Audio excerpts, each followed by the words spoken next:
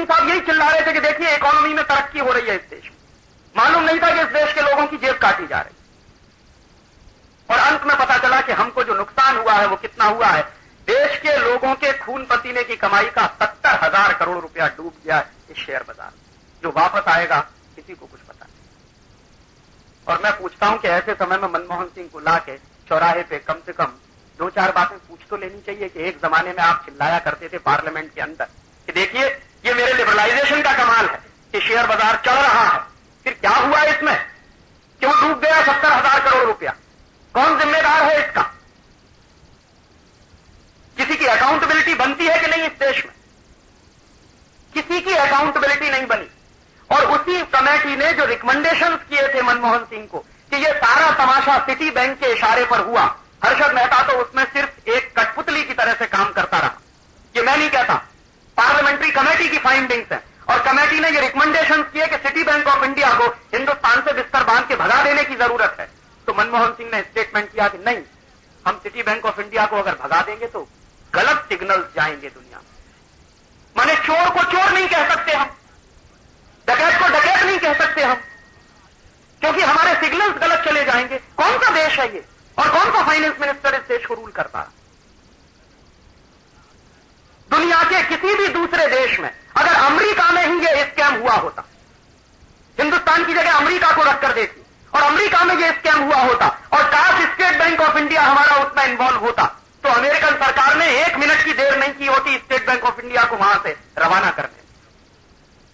ये हम political slave country में रहते हुए मैं कह रहा हूं इस देश में कि सिटी बैंक ऑफ इंडिया के बारे में सारे सबूत होने के बावजूद इस देश में सिटी बैंक ऑफ इंडिया को हिंदुस्तान से नहीं भगाया गया, क्योंकि मनमोहन सिंह नहीं चाहता।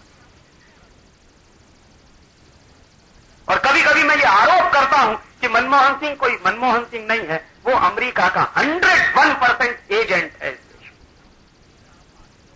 जिसने इस देश की इकोनॉमी को इतने बड़े लेवल पे ले जाके पटक दिया। और आपको मालूम है जो पैसा डूब गया उसकी वजह से जो रिसेशन है मार्केट में वो आज तक खत्म नहीं हो रहा। कितने कारखाने बंद हो गए इस देश में, हजारों प्रोडक्शन यूनिट्स इस देश में बंद हो गए क्योंकि उनका पैसा शेयर बाजार में लगा। मैं मेरे उत्तर प्रदेश के बारे में बात करता हूं।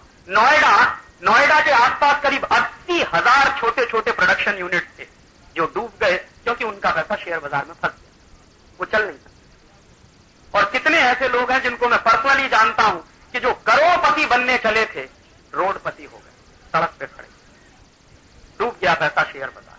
और ये जो डूबा हुआ पैसा है इसको वापस निकालने के लिए न मनमोहन सिंह के पास कोई तरकीब है, न चिदंबरम के पास कोई। कैसे आएगा ये पैसा?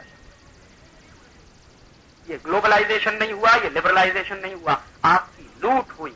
लूट होने के तरीके बदलते रहते हैं। पहले ईस्ट इंडिया कंपनी आती थी, अंग्रेज आते थे तो बंदूक और तलवार के दम पे लूट कर ले जाते थे आगे।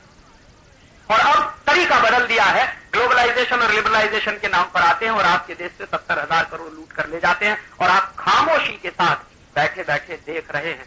पता नहीं कब हर्षद मेहता को इस देश में फांसी की सजा मिलेगी, मुझे मालूम नहीं, पता नहीं कब मिलेगी। शायद हो सकता है 2 साल के बाद आप भी भूल जाए, मैं भी भूल जाऊं कि इस देश में इतना बड़ा स्कैम भी कोई हुआ है।